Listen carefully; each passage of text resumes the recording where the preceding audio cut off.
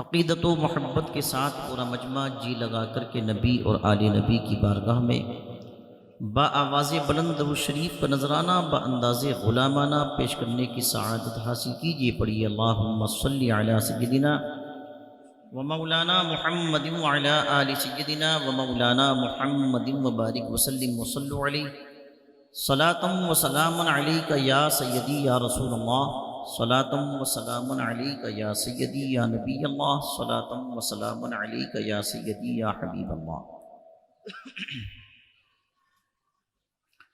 بڑے لطیف ہیں نازک سے گھر میں رہتے ہیں، بڑے لطیف ہیں نازک سے گھر میں رہتے ہیں، میرے حضور میری چشم تر میں رہتے ہیں۔ بڑے لطیف ہیں نازک سے گھر میں رہتے ہیں، میرے حضور میری چشم تر میں رہتے ہیں۔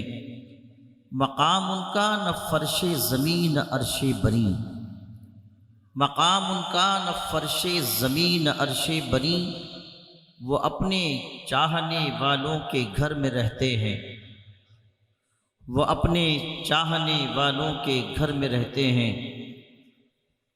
حضرات، وقت آپ کی نگاہوں کے سامنے ہے۔ بعد عشاء سے اب تک آپ نے بہت اچھی تقریریں سنی، شاندار بہترین لب و لہجے میں ثنا خوانی ہوئی، نعت و منقبت کا سلسلہ چلا، واعظ و نصیحت ہوئی۔ اس منبر سے اب تک جتنی عبادات ہوئی ہیں مشترکہ طور پہ دل کی گہرائیوں سے دعا ہے کہ مولا کریم سب کو اپنی بارگاہ میں قبول فرمائے۔ شادی کا پروگرام ہے،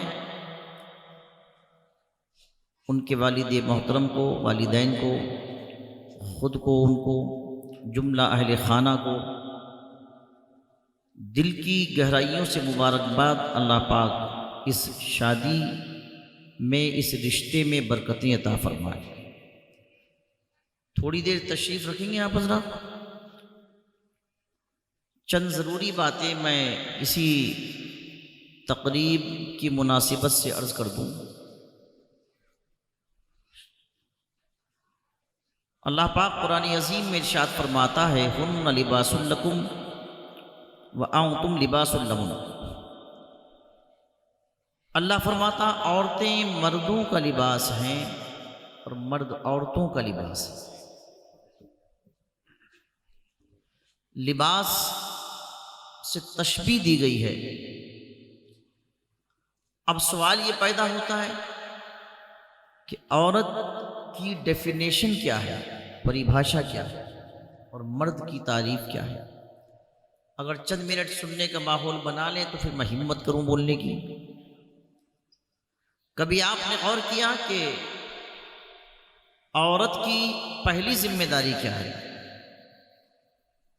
جس خاتون کو، جس لڑکی کو آپ نکاح کر کے گھر میں گھر کی زینت بنا کر کے لے کر کے آئیں گے، کبھی توجہ فرمائی کہ اس آنے والی عورت کی ذمہ داری اپنے شوہر کے پرتی کیا ہے، سسرال کے پرتی کیا ہے؟ اس کو سمجھنا ہے تو پہلے آپ کو دین پڑھنا پڑے گا اور دینداروں کے قریب بیٹھنا پڑے گا۔ شریعت کی روشنی میں سمجھے نکاح کہتے کس کو ہیں؟ ہمارے اور آپ کے باپ ابو البشر سیدنا حضرت آدم علیہ السلام کو اللہ نے بغیر ماں باپ کے پیدا فرمایا۔ بولیے ایسا ہے یا نہیں؟ حضرت آدم کی تخلیق ہوئی، قرآن عظیم کے پہلے سپارے میں اس کا ذکر ہے۔ اللہ پاک نے اپنے پیغمبر کو جب تخلیق کرنے کا ارادہ فرمایا تو اس بات کو فرشتوں پر ظاہر فرمایا۔ وَإِذْ قَالَ رَبُّكَ لِلْمَلَائِكَةِ إِنِّي جَاعِلٌ فِي الْأَرْضِ خَلِيفَةً، اے فرشتوں، میں زمین پر اپنا نائب اور اپنا خلیفہ بنا کر کے آدم کی شکل میں بھیجنا چاہتا ہوں۔ فرشتے مطمئن نہیں تھے اور انٹرنل سچویشن یہ تھی کہ مولا اگر کسی کو اپنا خلیفہ بنانا ہی تھا تو ہماری مخلوق سے کسی کو بنانا چاہیے تھا. ہم فرشتے ہیں، نوری مخلوق ہیں، تو ایک ایسی مخلوق کو پیدا کرنا چاہتا ہے جو آپس میں خوریزی کریں گے، جھگڑا و فساد کریں گے، جنگ و جدال کریں گے، قتل و قتال کریں گے. یہ ذہن میں بات گردش کر رہی تھی فرشتوں کے، اور اندر سے یہ چاہتے تھے کہ اگر خلیفہ بننا بھی ہو کسی کو تو پھر ہم میں سے بننا چاہیے. انسان تو چونکہ لڑائی جھگڑے کرے گا دنیا میں پہنچ کر کے.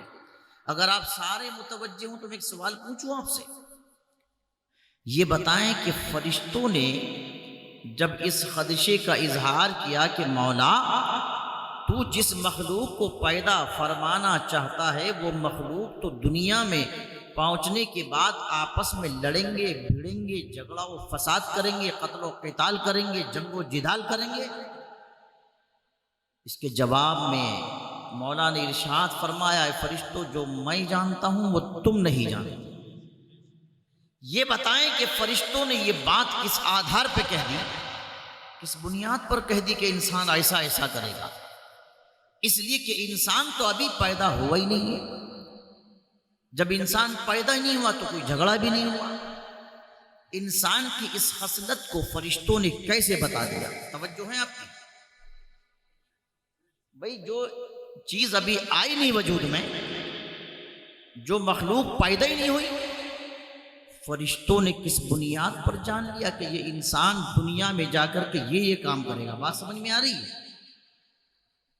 اور فرشتوں نے اگر اس بات کو کہہ بھی دیا تو اللہ پاک نے یہ نہیں فرمایا کہ تم غلط کہہ رہے ہو، یہ تو کہا کہ جو میں جانتا ہوں وہ تم نہیں جانتے. مگر فرشتوں کی اس دلیل کو رب کریم نے کاٹا نہیں. اب میں پوچھنا چاہتا ہوں، اگر عقیدہ فریش کرنا چاہتے ہیں مسلک کے اعلیٰ حضرت کی روشنی میں، تو جملہ اگر دل پر اثر کرے تو خاموش مت بیٹھیے گا، ذرا بتائیں جب فرشتوں نے کہا مولا یہ انسان زمین میں جا کے یہ کرے گا، تو اب مجھے بتاؤ فرشتوں نے کیسے جان لیا؟ ابھی انسان ہوا نہیں ہے پیدا. اب جواب سنیے، کل کی ہونے والی بات جو بندہ یا بندی، انسان یا فرشتہ آج بتا دے اسی کو علم غیب کہا جاتا ہے، اسی کو علم غیب کہا جاتا ہے. تو اب یہ چونکہ تفسیر کا جملہ ہے، یہ قرآن عظیم کے اندر ہے. یہ اب جب فرشتہ یہ علم رکھتا ہے اللہ کی دی ہوئی عطا اور قوت سے اور طاقت سے، کہ فرشتہ یہ کہہ رہا ہے کہ مولا تو جس مخلوق کو پیدا فرمانا چاہتا ہے وہ مخلوق دنیا میں جا کر کے خوریزی کرے گی، کل کی بات فرشتوں نے آج جان لی اور اس کا اظہار بھی کر دیا. تو فیصلہ کیجئے کہ جب فرشتہ علم غیب رکھتا ہے تو میرے مصطفیٰ علم غیب کیوں نہیں رکھیں گے؟ وہ تو نبی ہیں، اور ابھی آپ سن رہے تھے نبی ہی نہیں بلکہ رسول ہیں، رسول ہی نہیں بلکہ اولو العزم رسول ہیں، اور اولو العزم رسول ہی نہیں بلکہ اولو العزم رسولوں کے سردار ہیں. ابھی آپ نے حضرت سے سنا کہ سارے نبی اور رسول مل جائیں تو میرے مصطفیٰ کے مقام کو نہیں پہنچ سکتے. اس کی گواہی قرآن دیتا ہے، تلک الرسل فضلنا بعضهم علی بعض منہم من کلم اللہ ورفع بعضهم درجات. اللہ فرماتا ہے یہ وہ رسول ہیں کہ ہم نے بعض کو بعض پر فضیلت دی ہے. من کلم اللہ ورفع بعضهم درجات، ان میں وہ بھی ہیں جن سے اللہ نے کلام فرمایا ہے، اور ان میں وہ بھی ہیں جن کو میرے مولا نے درجوں بلند فرما دیا. تو اس میں تو کوئی شک نہیں کہ سارے نبی اللہ کے بھیجے ہوئے ہیں، اور نبی آتا ہے غیب کی خبریں دینے کے لیے، نبی آتا ہے بندے کو خدا سے ملانے کے لیے، نبی آتا ہے چھپی ہوئی باتوں کو بتانے کے لیے، نبی آتا ہے روح اور جسم کو پاکیزہ کرنے کے لیے، نبی آتا ہے اصل میں ظالموں کو مٹانے کے لیے اور مظلوموں کی مدد کرنے کے لیے، نبی آتا ہے حق کا بول بالا کرنے کے لیے. نبی دنیا میں جبھی آتا ہے جب بیواؤں کی چیخیں بلند ہوتی ہیں، نبی دنیا میں جبھی آتا ہے جب غریبوں کو ستایا جاتا ہے، نبی دنیا میں جبھی آتا ہے جب بیواؤں کی چیخیں بلند ہوتی ہیں. اور یہاں تو نبی نہیں بلکہ نبیوں کے سردار مصطفیٰ جان رحمت تشریف لائے 12 ربیع الاول شریف کو. اب قرآن کیا کہتا ہے؟ ان میں وہ بھی ہیں جن سے اللہ نے کلام فرمایا اور ان میں وہ بھی ہیں جن کو اللہ نے درجہ بلند فرما دیا۔ تو چونکہ سارے نبی خدا کے بھیجے ہوئے ہیں، باوجود اس کے جو مقام میرے مصطفیٰ کا ہے وہ مقام دنیا میں کسی کا نہیں۔ بے شک بے شک، نعرہ تکبیر، نعرہ رسالت، نعرہ رسالت، نعرہ رسالت، نعرہ تکبیر۔ آدم علیہ السلام کو اللہ پاک نے پیدا فرمایا، اس کے بعد آدم علیہ السلام کی مائی جانب کی پسلی سے میرے مولا نے حضرت حوا کو پیدا فرمایا۔ بہت تیزی کے ساتھ چند منٹ میں سمجھ لیجئے گا، آدم و حوا دونوں جنت میں رہتے تھے۔ اب غور سے سنیں میری ماں اور بہنیں، دو تین جملے اگر آپ پر اثر کر جائے سنیے۔ عورت حضرت آدم کی بائیں جانب کی پسلی سے پیدا ہوئی، اس کے بعد ہاتھ بڑھایا حضرت آدم علیہ السلام نے، آواز آئی آدم ٹھہرو، ابھی حوا تمہارے لیے حلال نہیں ہوئی ہیں، پہلے حوا کا مہر ادا کر دو۔ پوچھا مولا یہ مہر کیا ہوتا ہے؟ جناب آدم علیہ السلام نے جب یہ عریضہ پیش کرا میرے مولا یہ مہر کیا ہوتا ہے، آواز آئی باختلاف روایت، اے میرے پیغمبر آدم تمہاری حوا کا مہر یہ ہے تمہارے لیے کہ تم میرے محبوب پر 17 یا 21 مرتبہ درود پاک پڑھ دو، مہر ادا ہو جائے۔ کیا مطلب؟ سرکار پر درود و سلام پڑھنا یہ حوا کا مہر تھا ہمارے باپ ابو البشر آدم علیہ السلام کا۔ اب ذرا غور فرمائیے گا، جو بندہ درود و سلام کی مخالفت کرے اس کو سوچنا چاہیے، ارے جب آدم نے درود پاک پڑھا مصطفیٰ جان رحمت پر، تبھی تو حوا ان کے لیے حلال ہوئی، تبھی تو حوا ان کی زوجیت میں آئی۔ اس کے بعد دنیا میں آنے کے بعد جب انہوں نے اپنی زوجہ کا حق ادا کرا، پھر اولاد کا سلسلہ آگے بڑھا۔ ہم جتنے آ چکے ہیں دنیا میں بشکل انسان، جتنے موجود ہیں 6 ارب کے قریب، اور جتنے آنے والے ہیں صبح قیامت تک، جملہ سنیے، یہ سارے کے سارے جو پیدا ہو چکے ہیں وہ بھی، جو موجود ہیں وہ بھی، جو آنے والے ہیں وہ بھی، یہ سب کے سب اگر پیدا ہوئے ہیں تو درود و سلام کے صدقے میں پیدا ہوئے۔ سبحان اللہ سبحان اللہ۔ کہ انہوں نے جب درود پڑھا تبھی تو ان کی زوجیت میں حضرت حوا آئی۔ اور ذرا قربان جائیے، اب میں ایک جملہ اور دے رہا ہوں، غور سے سنی میری ماں اور بہنیں۔ حضرت آدم علیہ السلام نے تفسیر میں آیا قرآن عظیم کی، کسی تاریخ کی کتاب کا واقعہ نہیں ہے، پوچھا تم حضرت حوا سے تم کون ہو، کس لیے آئی ہو؟ جملہ سنیں، پہلی مرتبہ ایک عورت کی جب زبان کھلی، پہلی مرتبہ عورت نے اپنی زبان سے کیا کلمے ادا فرمائے۔ سوال تھا جناب آدم علیہ السلام کا، تم کون ہو اور کس لیے آئی ہو؟ کہا اے آدم اللہ نے مجھے تمہاری تسکین کے لیے پیدا فرمایا، یعنی تمہیں سکون پہنچانے کے لیے پیدا فرمایا، تمہاری راحت کے لیے پیدا فرمایا، مجھے اللہ نے تمہاری تسکین کا ذریعہ بنا کر کے بھیجا ہے۔ یہاں سے پتا چلا کہ عورت کا مقام وہ ہے کہ عورت دنیا میں آئی ہے تو شوہر کی شکل میں مرد کو سکون پہنچانے کے لیے آئی ہے۔ اب وہ ماں کی شکل میں بیٹے کے لیے سکون ہوتی ہے، بہن کی شکل میں بھائی کے لیے سکون ہوتی ہے، اور بیوی کی شکل میں اپنے شوہر کے لیے سکون ہے۔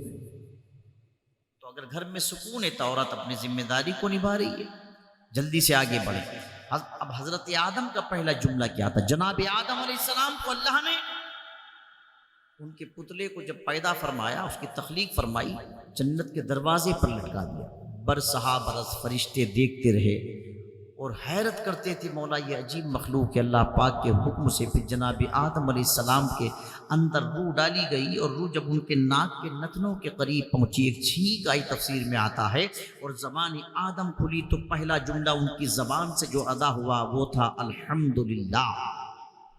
یہاں سے کیا میسج اور پیغام ملا کہ اللہ نے انسان کو پیدا کیا ہے تو اپنی ثنا کے لیے پیدا کیا، اپنی تعریف کے لیے پیدا کیا۔ اب کا حکم ہو گیا آدم تم اور تمہاری بیوی جنت میں رہو۔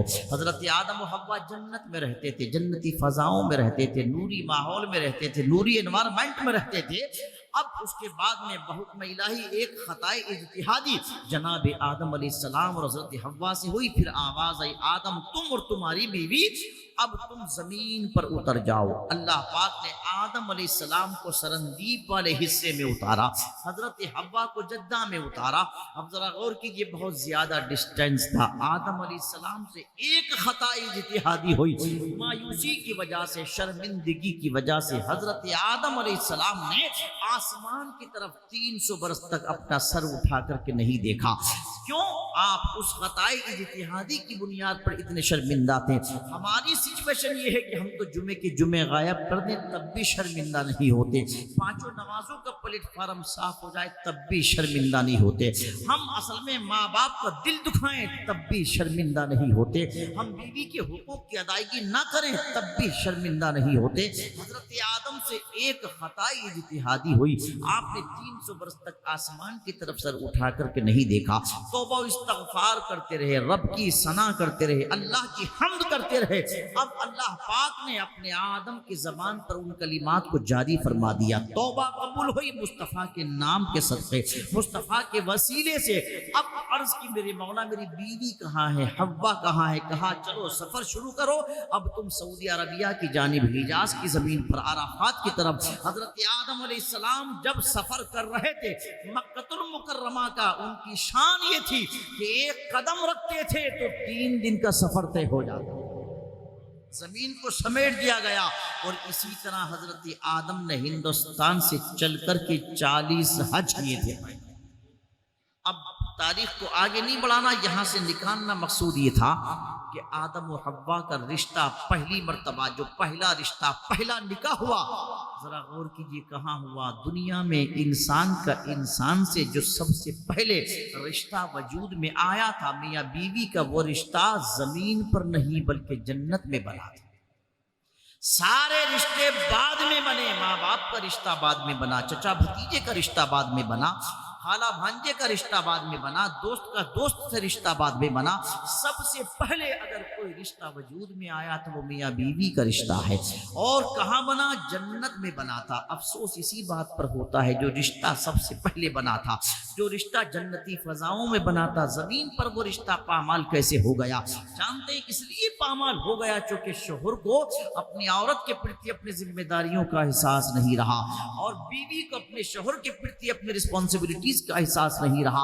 نبی رحمت نے 1400 سال پہلے ارشاد فرمایا تھا کہ میں مکے کی گلیوں سے تھکا ہارا جب شام کو اپنے گھر پلٹ کے آتا ہوں، سرکار فرماتے جیسے ہی میں گھر میں قدم رکھتا ہوں میری بیوی خدیجۃ الکبریٰ جب مسکرا کے مجھے دیکھتی ہے دن بھر کی تکان دور ہو جاتی ہے۔ سبحان اللہ۔ سرکار مکے کی گلیوں میں تبلیغ کر کے شام کو جب گھر لوٹتے فرماتے خدیجہ ایک نظر مسکرا کے دیکھ لے میری دن بھر کی تکان دور ہو جاتی ہے۔ اندازہ کیجئے جب پیغمبر کو تسلی ملتی ہے بیوی کی مسکراہٹ سے تو پیغمبر کے غلاموں کو تسلی نہیں ملے گی، یقیناً تسلی ملے گی، مگر وہ کب کہ جب ہم سیرت مصطفیٰ کو پڑھیں، سیرت مصطفیٰ کو سنیں، مصطفیٰ کی سنتوں پر عمل کریں۔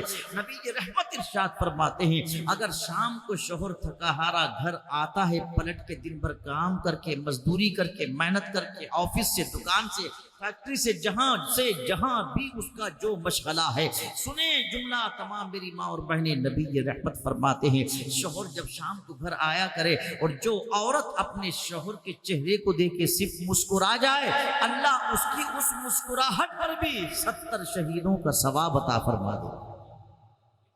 پہچانی اللہ پاک نے کیا مقام رکھا ہے یہاں پر، کہا صرف مسکرا دے اللہ اس کی مسکراہٹ پر 70 شہیدوں کا ثواب عطا فرما دیتا ہے۔ اور شوہر اگر سخت مل جائے اور بیوی اس کی سختیوں کو برداشت کر لے، نبی رحمت ارشاد فرماتے اللہ پاک اس نیک عورت کی طرف توجہ فرماتا ہے رحمت کی، اور جو عورت رضامندی کے ساتھ اپنے شوہر کی پوری زندگی گھر میں گزار لے، اس حال میں دنیا سے جائے کہ اس کا شوہر بھی راضی ہو اور اللہ و رسول بھی راضی ہوں۔ حدیث پاک میں آتا اللہ پاک اس عورت کو قیامت کے دن حضرت آسیہ کے ساتھ اٹھائے، اور اگر عورت تھوڑی سی زبان دراز مل جائے تو مرد کو بھی تسلی رکھنی چاہیے، مرد کو بھی صبر سے کام لینا چاہیے، مرد کو بھی تشفی رکھنی چاہیے، مرد کو بھی ایک دم آؤٹ آف کنٹرول نہیں ہونا چاہیے۔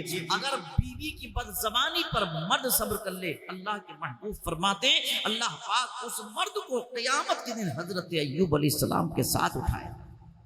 ابھی آپ سن رہے تھے جزاک اللہ کہ شادی کس طرح ہونی چاہیے، آپ نے پوری شادی سن لی ہے ٹو زیڈ، سمجھے؟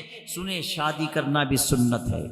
سرکار فرماتے ہیں جس نے نکاح کر لیا اس کا آدھا ایمان محفوظ ہو گیا، آدھے کے لیے تقوی اختیار کرو۔ شادی بھی عبادت ہے، شرط یہ ہے کہ طرز مصطفیٰ پہ کی جائے، مصطفیٰ کی سنتوں کے مطابق کی جائے۔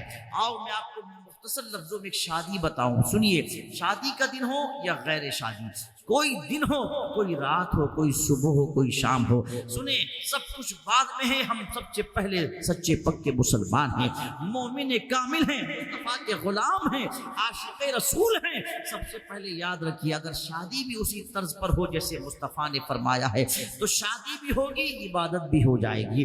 رشتہ مصطفیٰ کی سنتوں کے مطابق ہوگا، اللہ رشتوں میں برکت عطا فرما دے گا۔ آج یہ سچویشن کریٹ کیوں ہو رہی ہے؟ اس لیے ہو رہی ہے کہ چونکہ ہم نے شادیوں میں ابھی آپ نے سنا کہ وہ کام شروع کر دیے جو سنتوں کے خلاف تھے۔ ہمارے یہ دولہا میاں تشریف فرما ہیں، دل کی گہرائیوں سے دعا کرتے ہیں، سبحان اللہ، مبارکباد پیش کرتا ہوں ان کے تمام گھر والوں کو جنہوں نے شادی کے موقع پر کوئی گانے بجانے کی محفل کو منعقد نہیں کرا بلکہ مصطفیٰ کے میلاد کی محفل کو منعقد کرا۔ سرکار کی تشریف آوری کے موقع پر اپنے شہزادی کی شادی میں مصطفیٰ کے میلاد کی محفل کو منعقد کرا۔ سنیں جس کام کی بنیاد نیک عمل پر رکھی جاتی ہے اللہ اس میں برکتیں عطا فرماتا ہے۔ صحابی حضرت عبداللہ رضی اللہ تعالیٰ، بڑے غریب صحابی، توجہ ہے آپ کی، بہت غریب صحابی سرکار کی بارگاہ میں حاضر ہیں۔ اصحاب صفہ میں ان کا شمار ہوتا تھا، نہ کوئی گھر تھا نہ کوئی در تھا، مگر مصطفیٰ کے بڑے سچے پکے عاشق تھے۔ ایک روز مصطفیٰ کی بارگاہ میں بیٹھے تھے، نبی رحمت نے ارشاد فرمایا میرے غلام کوئی خواہش ہے، کوئی تمنا ہے، کوئی آرزو ہے؟ عرض کی یا رسول اللہ ساری سنتوں پر الحمدللہ میں نے عمل کر لیا اپنے مصطفیٰ کی، ایک سنت باقی ہے میرے آقا، اگر اس پر بھی عمل ہو جاتا تو کیا کہنے؟ سرکار نے مسکرا کے ارشاد فرمایا کون سی سنت باقی ہے؟ عرض کی آقا میری شادی نہیں ہوئی، میرا نکاح نہیں ہوا، چاہتا ہوں کہ نکاح کر کے اس سنت پر بھی عمل کر لوں۔ نبی رحمت نے ارشاد فرمایا چونکہ ان کا کوئی گھر نہیں تھا، ان کا اصل میں کوئی در نہیں تھا، رہتے تھے وہی مصطفیٰ کی بارگاہ میں، کوئی دولت نہیں تھی، کوئی درہم و دینار نہیں تھے۔ نبی رحمت نے ارشاد فرمایا جاؤ فلاں گھر میں چلے جاؤ، قریش خاندان کی شہزادی ہے، قریش خاندان کی بیٹی ہے، جا کر کے کہنا کہ مجھے محمد عربی نے بھیجا ہے، تمہاری بہن کے ساتھ اپنے رشتے کا پیغام لے کر کے آیا ہوں۔ نبی رحمت نے ارشاد فرمایا اب ذرا بتائیں یہ معاملہ آسان نہیں تھا، بڑا مشکل تھا، اگر لڑکا خود اپنا رشتہ لے کر کے جائے تو پھر اچھے تاثرات پیش نہیں کیے جاتے، پھر لوگ اسے بخشنے کو تیار نہیں ہوتے، مگر مصطفیٰ کا غلام مصطفیٰ کے حکم پر جاتا ہے۔ دروازے پر دستک دی، اندر سے آواز ہے ان کے بھائی کی، کون؟ انہوں نے کہا میں عبداللہ۔ کہا آنے کا مقصد؟ کہا مجھے محمد الرسول اللہ نے بھیجا ہے۔ کیوں آئے؟ کہا آپ کی بہن کے ساتھ اپنے رشتے کا پیغام لے کر کے آیا ہوں، اپنے نکاح کا پیغام لے کر کے آیا ہوں، کیونکہ آنے والا شخص غریب تھا، آنے والا شخص غلام تھا، آنے والا شخص ان کے اسٹیٹس کا بظاہر نہیں تھا۔ اندر سے بھائی کی رگیں قریشیت پھڑک اٹھی اور طلب کے بولے آنے والے کیا تو نے دیکھا نہیں کہ ہم قریش سے تعلق رکھتے ہیں؟ ارے تم نے کیسے سوچ لیا کہ تمہارا رشتہ اس گھر میں ہو سکتا ہے؟ یہ جملہ بھائی نے جب بولا اندر وہ بہن بھی موجود تھی جس کے ساتھ رشتے کا پیغام لے کر کے آئے تھے، جیسے ہی بہن کے کانوں میں بھائی کی آواز پڑی، اندر سے بہن بولی طلب پہ سنیے گا اور اگر دل پر اثر کرے تو خاموش مت بیٹھیے گا۔ بہن نے کہا میرے بھائی خاموش رہیے، مجھے رشتہ منظور ہے۔ کیا کہا؟ مجھے رشتہ منظور ہے۔ بھائی نے کہا بہن یہ رشتہ ہمارے معیار کا نہیں ہے، ہمارے اسٹیٹس کا نہیں ہے، ہم قریش سے تعلق رکھتے ہیں، آنے والا غریب ہے، آنے والا باہر کا ہے، آنے والا دیکھ کون ہے۔ اس بیٹی کا جملہ سنیے گا باپ، اس بہن نے کہا میرے بھائی سنو، رشتہ چونکہ مجھے کرنا ہے، نکاح چونکہ مجھے کرنا ہے، تم بھائی ضرور ہو مگر مجھے رشتہ منظور ہے۔ کہا تم نے آنے والے کو دیکھا ہے؟ جواب سنے، بہن نے کہا بھائی سنو سنو میں نے آنے والے کو نہیں دیکھا، میں نے تو بھیجنے والے کو دیکھا ہے۔ سبحان اللہ، بے شک سبحان اللہ۔ آنے والا تو غریب ہے مگر بھیجنے والا خدا کا حبیب ہے۔ آنے سبحان والا نادار ہے، بھیجنے والا محبوب پروردگار ہے۔ پیش نعرے تکبیر، نعرے تکبیر، نعرے رسالت، نعرے تکبیر۔ تم آنے والے کو دیکھ رہے ہو، میں بھیجنے والے کو دیکھ رہی ہوں، مجھے رشتہ منظور ہے۔ یہ جملے سنے پلٹ کے گئے۔ اسی اثنا میں ایک جنگ کا اعلان ہو گیا، ایک جہاد کا اعلان ہو گیا۔ اللہ کی شان دیکھیے، سرکار نے چند درہم دیے تھے ان کو، کچھ پیسے دیے تھے، جاؤ نکاح کا جوڑا خرید کر کے لے آنا، اور جب جوڑا لاؤ تو اس کے بعد نکاح کی تقریب ہو جائے گی، تمہارا نکاح کرا دیا جائے گا۔ کچھ سامان لے کر کے آؤ، کچھ پیسے لے کر کے مارکیٹ میں پہنچے تھے، سامان خریدا۔ جب آپ کی پیشانی پر آ کر کے تیر لگا، گھوڑے کی زین سے فرش زمین پر تشریف لے آئے، دشمنوں نے چاروں طرف سے گھیرے میں لے لیا۔ اب وہ وقت آیا کہ آپ کا سر تن سے جدا کر دیا گیا، جنگ کا غبار چھٹا۔ نبی رحمت نے ارشاد فرمایا، فلاں فلاں فلاں فلاں صحابی کو لاؤ جو شہید ہوئے ہیں۔ اٹھایا گیا، مصطفیٰ کے سامنے پیش کر دیا گیا۔ آقا نے ان کی نماز جنازہ پڑھائی۔ کیسے خوش نصیب تھے پیارے یہ کہ جن کی نماز جنازہ امام المرسلین پڑھا رہے ہوں، جن کے جسد اطہر مصطفیٰ کی نگاہوں کے سامنے رکھے ہوں، جن کے لاشوں پر کھڑے ہو کے مصطفیٰ نے جنازہ پڑھا ہو۔ اب جب حضور خود جنازے کے ساتھ چلنے لگے اور ان کو ان کی قبر تک پہنچانے لگے، صحابہ کرام نے دیکھا میرے مصطفیٰ چل رہے تھے مجمع میں، چل رہے تھے جمع غفیر میں، چل رہے تھے اس بھیڑ میں، مگر پنجوں کے بل مصطفیٰ چل رہے تھے۔ ایک صحابی نے بعد میں پوچھا، یا رسول اللہ، آج عجب انداز تھا آپ کے چلنے کا میرے آقا، آپ اس طرح کیوں چل رہے تھے پنجوں کے بل؟ مصطفیٰ جان رحمت نے ارشاد فرمایا، اے لوگوں سنو، میں اپنے عبداللہ کے جنازے کے ساتھ جب چل رہا تھا تو مجھے جگہ نہیں مل رہی تھی، کیونکہ میرے اس عاشق کے جنازے میں آسمان سے اتنے فرشتے آئے تھے کہ قدم رکھنے کی جگہ نہیں ہو رہی تھی۔ کیسا خوش نصیب تھا وہ غلام جس کو حضور نے اپنے ہاتھوں سے قبر میں اتارا ہو، سرکار نے جنازہ پڑھایا ہو، حضور نے ہاتھوں کو اٹھا کے دعا کی ہو۔ قربان جائیے، بولو شادی چھوڑ کر کے مصطفیٰ کی بارگاہ میں آئے، شادی چھوڑ کر کے جان کا نذرانہ پیش کر دیا۔ ایک نہیں دسوں بیسوں ایسی مثالیں ہیں۔ حضرت حنظلہ بھی 22 سال کے جو جوان تھے، مگر شادی کی پہلی رات کو اپنی نئی نویلی دلہن کے بستر کو چھوڑ کر کے، بستر عروسی کو لات مار کر کے آپ میدان احد میں پہنچے تھے۔ کون؟ حضرت حنظلہ رضی اللہ تعالیٰ عنہ۔ اور قربان جائیے، ادھر نئی نویلی دلہن تھی، ادھر بستر عروسی تھا، ادھر عیش موج و مستی تھی، ادھر ہزاروں سپنے اور خواہشات تھی۔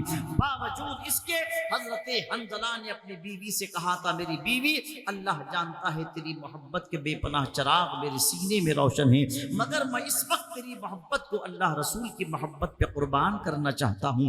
بیوی نے پوچھا، ابھی تو ہماری ملاقات کو چند گھنٹے گزرے ہیں، آخر آپ کہنا کیا چاہتے ہیں؟ جملہ سنی میری ماں اور بہنیں، عورت ہو تو ایسی ہو، دلہن ہو تو ایسی ہو، بیوی ہو تو ایسی ہو۔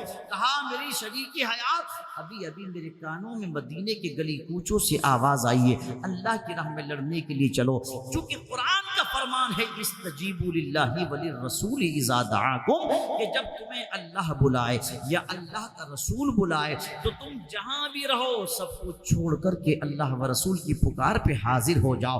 یہ جملے اس نئی نویلے دولہا نے بولے تھے جس کی ملاقات چند گھنٹے پہلے اپنی نئی نویلی دلہن سے ہوئی تھی۔ کہا، کیا کہنا چاہتے ہو؟ کہا، کہنا یہ چاہتا ہوں، قرآن کا فرمان ہے کہ جب تمہارے کانوں میں اللہ و رسول کی پکار آ جائے تو تم سب کچھ چھوڑ کر کے اللہ و رسول کی پکار پہ حاضر ہو جاؤ۔ آج کی دلہن ہوتی تو کہتی کہ ہوش میں ہو یا نہیں ہو، اگر پکار آئی بھی ہے تو اسپیشل تمہارے لیے تھوڑی ہے، اگر آواز آئی بھی ہے تو اسپیشل تمہارے لیے تھوڑی ہے۔ ہماری تو شادی کو چند گھنٹے گزرے ہیں، ابھی تو ایک دوسرے سے صحیح کر کے انٹروڈکشن کی رسم بھی ادا نہیں ہوئی، ابھی تو ایک دوسرے کو پہچانا بھی نہیں، مگر یہ کیسی عورتیں تھی؟ قربان جائیے، اپنے شوہر کے کاندھے پہ سر رکھ کے چند گھنٹوں کی دلہن کہتی ہے، میرے شوہر، اللہ جانتا ہے تیری محبت کے بے پناہ دیپک میرے سینے میں روشن ہے، تیرے دم سے میرا سہاگ قائم ہے، تیرا وجود میری تمام تمناؤں اور آرزوؤں کا مرکز حیات و قبلہ حاجات ہے۔ اے میرے پیارے بیوی سن، اللہ جانتا ہے، اے میرے پیارے شوہر سن، اللہ جانتا ہے، تیری محبت کی خاطر تو ہم نے اپنے گھر کی محبت کو قربان کیا، تیرے ساتھ زندگی گزارنے کی وجہ سے ماں باپ کو چھوڑ کے تیری دہلیز پر آئے ہیں، خدا جانتا ہے تیری محبت سینے میں مچل رہی ہے، بے شک زندگی کا ہر لمحہ تیرے ساتھ گزارنے کا ارادہ ہے، مگر میں بھی اس وقت تجھے روکوں گی نہیں اور مجبور نہیں کروں گی، بلکہ مجھے تو اس بات کا احساس ہے کاش اللہ نے ہم عورتوں کو بھی میدان جہاد میں جانے کی اجازت دی ہوتی تو میں بھی تمہارے ساتھ چلتی، میں بھی شانہ بشانہ ہو کر کفار و مشرکین کے مقابلے میں پہنچتی، مگر اے میرے پیارے شوہر سن، اللہ جانتا ہے اگر تم لوٹ کر کے آ گئے انشاءاللہ آپ کے حقوق کی ادائیگی کروں گی، لوٹ کر کے نہیں آئے تو تب بھی میں کوئی غم نہیں مناؤں گی، چیخوں گی چلاؤں گی نہیں، آہو بکا نہیں کروں گی، بلکہ مجھے اس بات کی خوشی ہوگی کہ کل قیامت کے دن جب میں حنظلہ شہید کی ایک رات کی بیوہ کہہ کر پکاری جاؤں گی تو میرا سر فخر سے اونچا ہو جائے گا کہ میں ایک ایسے جانباز مسلمان کی بیوی ہوں جو میری شادی کے چند گھنٹوں کے بعد میرے بستر سے اٹھ کر کے گیا، مصطفیٰ جان رحمت کی شریعت کی خاطر اللہ کے دین کی محبت میں اتر کر کے اس نے اپنی جان کا نذرانہ پیش کرا، آپ جائیں اللہ آپ کا حافظ و ناصر ہے، لوٹ کے آئیں گے میں آپ کا انتظار کروں گی، نہیں لوٹے تو قیامت کے دن میں شہیدان احد کی صفوں میں تمہیں تلاش کر لوں گا۔ یہ تھے 1400 سال پہلے کی عورت کے جملے۔ حفیظ نے انہی کے بارے میں کہا تھا یہی مائیں تھی جن کی گود میں اسلام پلتا تھا، یہی مائیں تھی جن کی گود میں اسلام پلتا تھا، اسی غیرت سے انسان نور کے سانچے میں ڈھلتا تھا، اور یہ جوان جو جا رہے تھے شادی کے بستر کو چھوڑ کر کے، ان کے بارے میں حفیظ کا قلم اٹھا تو کہنے پر مجبور ہو گیا یہ بندے خواب ابراہیم کی تعبیر تھے گویا، یہ بندے سورہ الحمد کی تفسیر تھے گویا، یہی میدان میں غازی، یہی مسجد میں زاہد تھے، محمد کے صحابہ اور اللہ کے مجاہد تھے، بھری دنیا کے اندر بس یہی تھے حق پسندوں میں، خدا نے آپ ان کو چن لیا تھا اپنے بندوں میں، کوئی طاقت انہیں مغلوب کر سکتی نہ تھی ہرگز، کوئی عادت انہیں مرعوب کر سکتی نہ تھی ہرگز، مصیبت میں جفا میں سختیاں سہنے کے عادی تھے، تہے خنجر هو اللہ احد کہنے کے عادی تھے، یہ تہے خنجر هو اللہ احد کہنے کے عادی تھے۔ حضرات ایک رات کی نہیں بلکہ چند گھنٹوں کی دلہن تھی حضرت حنظلہ کی بیوی، آنسوں سے ڈبڈبائی آنکھوں سے اپنے شوہر کو رخصت کرتی ہے گھر سے، کہا کہتی ہے میرے شوہر جاؤ، اللہ تمہارا حافظ و ناصر ہے، اور ان جملوں کے ساتھ شوہر کو رخصت کر دیا، اور جب شوہر پہنچے میدان احد میں جو مدینہ پاک سے اس وقت 5 کلومیٹر کے فاصلے پر تھا، ابھی تو شہر مدینہ میں احد ہے، بہت سارے حجاج کرام جانتے ہیں، جو عمرہ کر کے آئے وہ جانتے ہیں کہ احد کا جو میدان ہے شہر مدینہ میں داخل ہے، وہاں 70 صحابہ کرام مدفون ہیں، انہی میں ایک نام حضرت حنظلہ کا بھی آتا ہے، انہی میں ایک نام حضرت امیر حمزہ کا بھی آتا ہے۔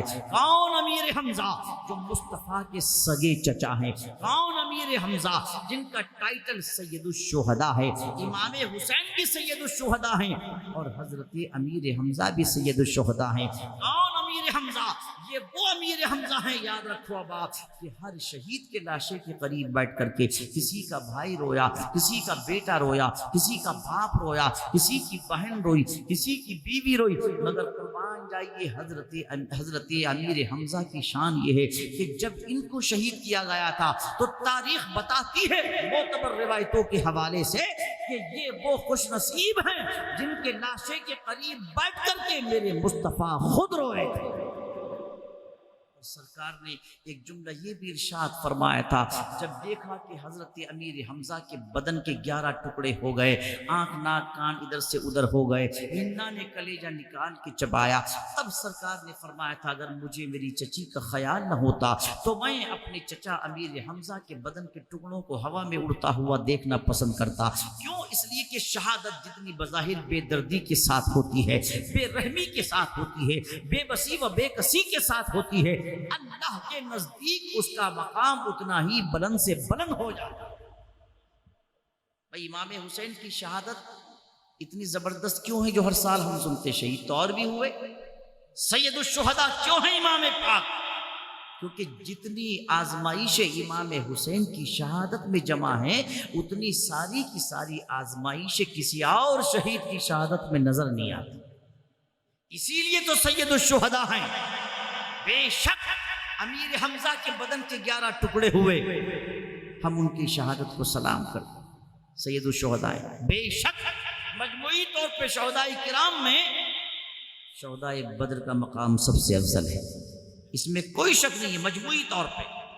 مگر حضرت امیر حمزہ کے بدن کے 11 ٹکڑے تو ہوئے تھے، لیکن امیر حمزہ کی سچویشن وہ نہیں تھی جو امام پاک کی تھی کربلا میں. چونکہ میرے امام کی شان یہ تھی کہ امام نے اپنی شہادت کا جام نوش کرنے سے پہلے فجر سے ظہر تک 71 لاشیں اپنے کاندھے پر اٹھائی.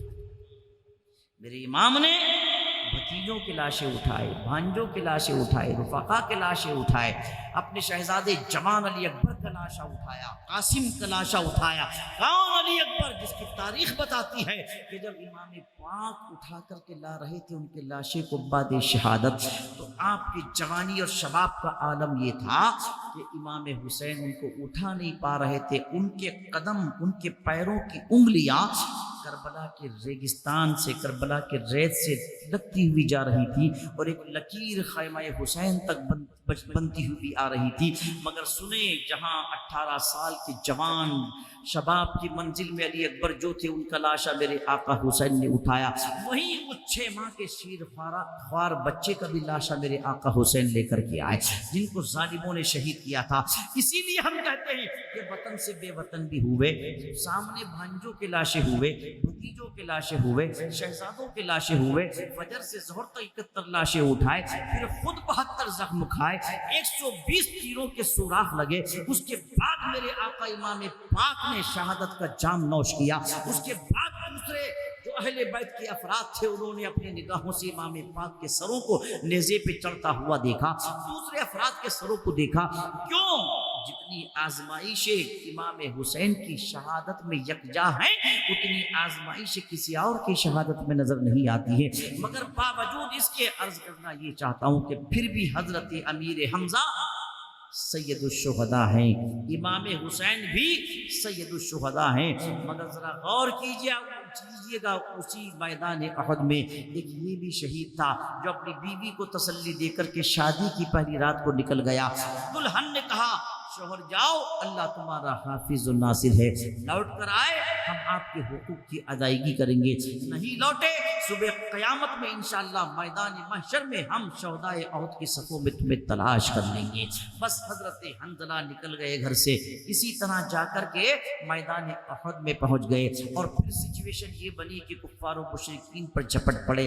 کم و بیش 40 افراد کو آپ نے واصل جہنم کر دیا. اب وہ وقت آیا کہ دشمنوں نے چاروں طرف سے گھیر لیا، تیروں کی بارش ہونے لگی، نیزوں کا میہ برسنے لگا، تلواروں کی بجلیاں چمکنے لگی، اور حضرت حنظلہ پر اب وہ وقت آیا کہ آپ کی روح جسم سے پرواز ہونے لگی. جنگ کا غبار چھٹا، 70 صحابہ اس جنگ میں شہید ہوئے تھے.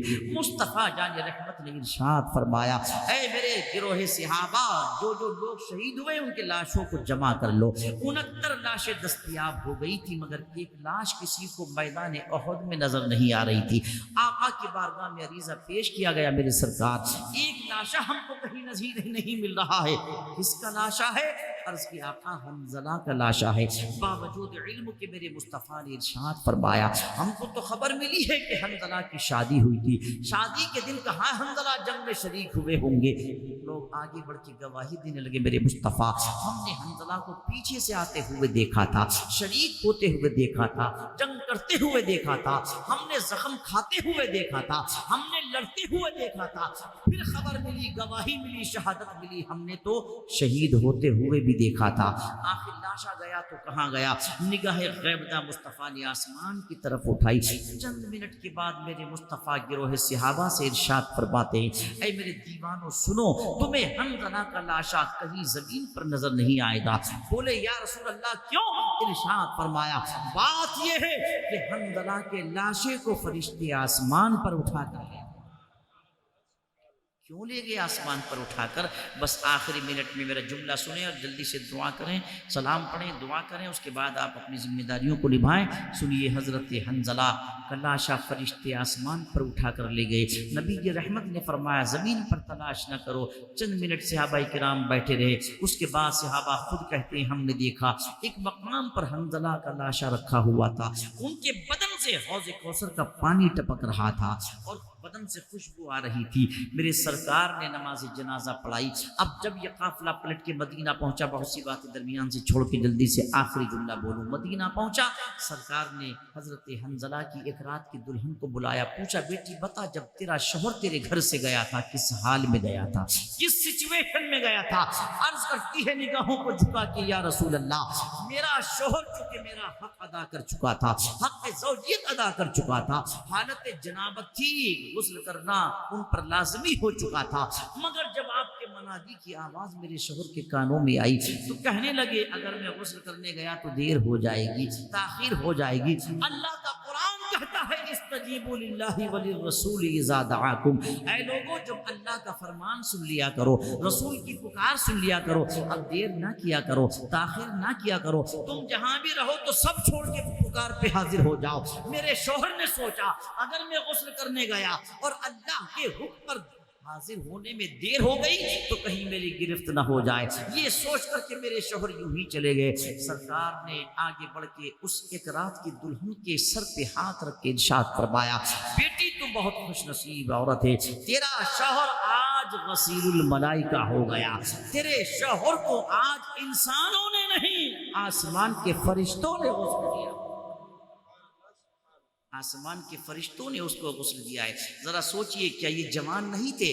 ذرا سوچئے کیا ان کی خواہشات نہیں تھی؟ ذرا سوچئے کیا ان کی تمنائیں نہیں تھی؟ ذرا سوچئے کیا ان کی آرزویں مچل نہیں رہی تھی؟ کیا جوانی کے تقاضے ان کے ساتھ نہیں تھے؟ کیا بشریت کی سچویشن ان کے ساتھ نہیں تھی؟ سب کچھ تھا ان کے ساتھ، مگر چونکہ یہی وہ لوگ ہیں جن کو اللہ پاک نے قرآن عظیم میں کلم وعد اللہ الحسنہ کے حوالے سے ارشاد فرمایا، یہی وہ لوگ ہیں جن کو حدیث پاک میں سرکار نے اصحاب النجوم کہا، یہی وہ لوگ ہیں جو سب سے افضل مخلوق ہے۔ یہ چونکہ صحابی جو بنتا ہے، یاد رکھیے اب آپ، صحابی کسی چلے سے نہیں بنتا ہے، کسی چلت پھرت سے نہیں بنتا ہے، کسی وظیفے سے نہیں بنتا ہے، نوافل کی کثرت سے نہیں بنتا ہے، عبادت اور ریاست کی بنیاد پر نہیں بنتا ہے، درہم و دینار کی بنیاد پر نہیں بنتا ہے، ڈالر اور ریال کی بنیاد پر نہیں بنتا ہے، چیک اور چیک کی بنیاد پر نہیں بنتا ہے، صحابی کسی کے اثر کی بنیاد پر نہیں بنتا ہے تو میرے نبی کی نظر کی بنیاد پر بنتا ہے۔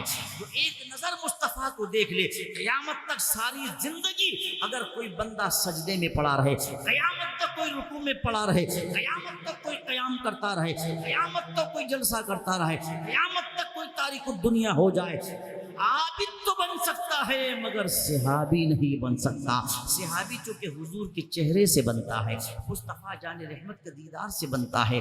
تو عرض کرنے کا مقصد یہ تھا، چونکہ بہت دیر سے میرا نمبر آیا 12:15 بجے، کوئی بات نہیں، اس میں بھی کوئی ایسی اعتراض کی بات نہیں، کوئی آبجیکشن کی بات نہیں، جلسہ آپ کا پورا کامیاب رہا۔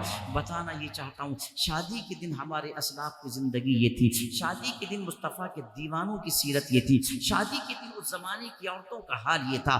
ذرا سوچئے آج ہم شادی میں آؤٹ آف کنٹرول ہو جائیں، میں بات نہیں کروں، سب معاہدے صاحب کر کے چلے گئے، اشارہ کافی ہوتا سمجھنے والوں کے لیے، اور اب بھی نہیں سمجھو گے تو کب سمجھو گے؟ 2014 کے بعد ساری سچویشن آپ کے سامنے ہے۔ ایک جملہ 2 منٹ کا پیغام دے رہا ہوں، سنیے غور سے باپ، شادی کر لی، شادی کرنا کمال نہیں ہوتا ہے، اللہ مبارک کرے ان کے رشتوں کو، شادی کو نبھانا کمال ہوتا ہے، اللہ نیک و صالح اولاد عطا فرما دے، اولاد کا پیدا ہو جانا کمال نہیں ہوتا ہے، اولاد کی صحیح تربیت کرنا کمال ہوتا ہے۔ دونوں جملے میں ایڈوانس میں دے کر کے جا رہا ہوں آپ کو، شادی کی بھی حفاظت کرنا، نکاح کی بھی حفاظت کرنا، اللہ نیک و صالح اولاد عطا فرمائے اس کی بھی حفاظت کرنا، اچھا ماں باپ بن کر کے دکھانا۔ اس لیے اچھا باپ وہ نہیں ہوتا ہے جو 20,000 کا موبائل لا کر کے دیتا ہے، انٹرنیٹ ساتھ میں دیتا ہے کہ جاؤ، باپ بڑے فخر سے کہتا بیٹی تو ہماری گھر میں رہتی ہے، بے وقوف آدمی بیٹی گھر میں رہتی ہے، دنیا اس کی انگلیوں پر رہتی ہے، یہ کیسے بھول گیا؟ جب آپ بیٹی کی محبت میں 20,000 کا موبائل دو، تبھی تو بامبے ہائی کورٹ سے اتنی لمبی لسٹ آتی ہے مسلمان لڑکیوں کی جو بھاگتی ہے دوسروں کے ساتھ۔ معذرت کے ساتھ یہ ہے ہو رہا کہ نہیں ہو رہا مجھے بتائیے آپ. اگر واقعی اچھے باپ نہ بن سکے تو اولاد پیدا کرنے کا حق نہیں ہے. اچھا باپ وہ ہوتا ہے جو خود بھی جہنم سے بچتا ہے, اپنی بیٹی کو بھی جہنم سے بچاتا ہے, اپنے بیٹی کو بھی جہنم سے بچاتا ہے. اچھی ماں وہ ہوتی ہے جو خود بھی فجر میں اٹھتی ہے اور اپنے بیٹے کو بھی اٹھاتی ہے. وہ جانتی ہے اگر بیٹا نہیں اٹھا تو یہاں تو تجھے 15 منٹ کی نیند کا خلل پڑنا برداشت نہیں ہو رہا ہے. اگر واقعی سچی ماں تھی تو یہ کیسے برداشت ہو رہا ہے کہ بیٹا جہنم میں جائے. اللہ تو قرآن میں کہتا ہے فویل للمصلین, اللہ فرماتا وادی ویل میں ڈالے جائیں گے وہ لوگ جو نمازوں میں سستی کرتے ہیں. پڑھتے تو ہیں مگر وقت گزار کے پڑھتے ہیں, پڑھتے تو ہیں مگر سستی سے پڑھتے ہیں, پڑھتے تو ہیں مگر ٹال ٹال کے پڑھتے ہیں. اللہ فرماتا وادی ویل میں جائے گا. صحابہ کرام نے پوچھا آقا یہ ویل کس چیز کا نام ہے؟ نبی رحمت نے اشکبار آنکھوں سے فرمایا میرے صحابہ یہ ویل جہنم کی اس وادی کا نام ہے کہ جہنم بھی اس سے پناہ مانگتا ہے. ہم خواب غفلت میں سوئے ہوئے ہیں اور سنیں اللہ اولاد دینا. سرکار فرماتے ہیں الولد سید, بچے بادشاہ ہوتے ہیں. ایڈوانس میں پیغام دے رہا ہوں سب کو, جن کے ہو چکی وہ بھی, جن کے ہونے والی وہ بھی, جو کر رہے ہیں وہ بھی, اور جن کے موجود ہے وہ بھی. سرکار فرماتے بچے بادشاہ ہوتے ہیں. کب تک؟ 7 برس تک بادشاہ ہوتے ہیں. کیا مطلب 7 برس تک وہ کرو جو بچے کہیں؟ کیا مطلب بچہ مٹھائی مانگے مٹھائی دے دو, نمکین مانگے نمکین دے دو, روٹی مانگے روٹی دے دو. 7 برس تک. پھر فرمایا میرے مصطفیٰ نے یہ تربیت سرکار نے دی, اس کو سیکھیے. اب آقا فرماتے 7 برس کے بعد بچے وزیر ہو جاتے ہیں, ماں باپ بادشاہ بن جاتے ہیں. دونوں سے مثال کیوں دی؟ وزیر بادشاہ کے تابع ہوتا, بادشاہ جو کہ وہ کرو, بادشاہ جو کہ وہ کرو. اب 7 سال تک تو بادشاہ بچہ تھا, آپ نے کر دیا, محبت جیت لی, دل جیت لیا. اب آپ بادشاہ بن گئے. اب 7 برس کے بعد میں ماں کہے بیٹا فجر میں اٹھنا ہے تو اٹھنا ہے, ظہر میں جانا ہے تو جانا ہے, عشاء پڑھ کے سونا ہے تو سونا ہے, انٹرنیٹ نہیں چلانا تو نہیں چلانا ہے, مس یوز نہیں کرنا تو نہیں کرنا ہے, فحش کلامی نہیں کرنی تو نہیں کرنی ہے. اب اگر واقعی بیٹا وزیر بن گیا تو سمجھ لو کہ تربیت اچھی ہے, ورنہ 1000 تعویذ لیتے پھرو کچھ نہیں ہونے والا. اب بیٹا کہیں کو کہنا مانے گا, تربیت اچھی نہیں ہوئی. برا تو نہیں لگنی میری بات ہے. دشمن جو نشتر جو لگاتا ہے وہ دشمن نہیں ہوتا. سرکار نے فرما دیا. بس آخری جملہ سنیے باپ, ایجوکیشن اپنے بچوں کو بالکل دیں. میں اس کا مخالف نہیں, بہت بڑا حامی ہوں. بے شک آپ انگلش میڈیم میں پڑھائیں, میں اس سے بھی مخالفت نہیں کرتا. انگریزی پڑھاؤ, انگریزیت نہیں پڑھاؤ. جملہ یاد رکھیے گا باپ, ٹھیک ہے؟ اس لیے کہ آج کی سچویشن میں انگلش میڈیم ہم بڑا پراؤڈ فیل کرتے ہیں, فخر محسوس کرتے ہیں. ہمارا بچہ ایلبرٹ میں پڑھتا ہے, ہمارا بچہ ماریا میں پڑھتا ہے, ہمارا بچہ فلاں میں پڑھتا ہے. سنیے وہ جو اسکول ہے نا جہاں ہم بھیج رہے ہیں, اس کا میڈیم چاہے کوئی بھی ہو, یہ دیکھو کہ یہ میڈیم کہیں بچے کے ایمان پر تو حملہ نہیں کر رہا ہے. یہ کڑوا سچ بتا رہا ہوں میں آپ کو, جو آج میں پروف کر دوں گا آپ کو. ایسے ایسے پریئر, ایسی ایسی پرارتھنائیں, ایسے ایسے اشعار, ایسے ایسے منتر پڑھائے جا رہے ہیں کہ ہم تو سوچتے ہیں بچہ ایجوکیشن حاصل کرنے گیا ہے. شام کو جب پلٹ کے آتا ہے, علماء تشریف فرمائے, پوچھئے باپ جب شام کو آتا ہے تو ایجوکیشن تو بھائی ایک طرف, اپنا ایمان بھی برباد کر کے آ رہا ہے. زبان سے جو نکلتا ہے وہ یہاں بیٹھے فرشتے وہ لکھا کرتے ہیں. یاد رکھیے باپ, اس لیے ان اسکولوں میں پڑھاؤ. بے شک میں یہ نہیں کہتا کہ ہر آدمی عالم بن جائے, فاضل بن جائے, بنے تو سبحان اللہ. ماجد صاحب بھی بول رہے تھے, مگر میں ایک جملہ بیٹھا بیٹھا سوچ رہا تھا, ارے حافظ بنو نہ بنو, قاری بنو نہ بنو, عالم بنو نہ بنو, سب سے پہلے ضروری ہے کہ سچے پکے مسلمان بن جائیں. پہلے مومن تو بنو. سارے تو عالم نہیں بن سکتے, پر سب کا مومن بننا ضروری ہے.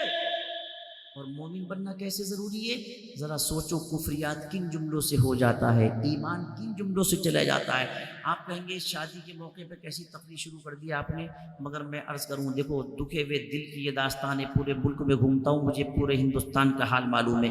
سرکار نے حدیث پاک میں فرمایا ایک زمانہ آئے گا کہ جب لوگ اپنی بیویوں کے ساتھ زنا کریں گے, اپنی بیویوں کے ساتھ زنا کریں گے. یہ بات سمجھ نہیں آ پا رہی تھی, بیوی کے ساتھ زنا کیسے ہو سکتا ہے؟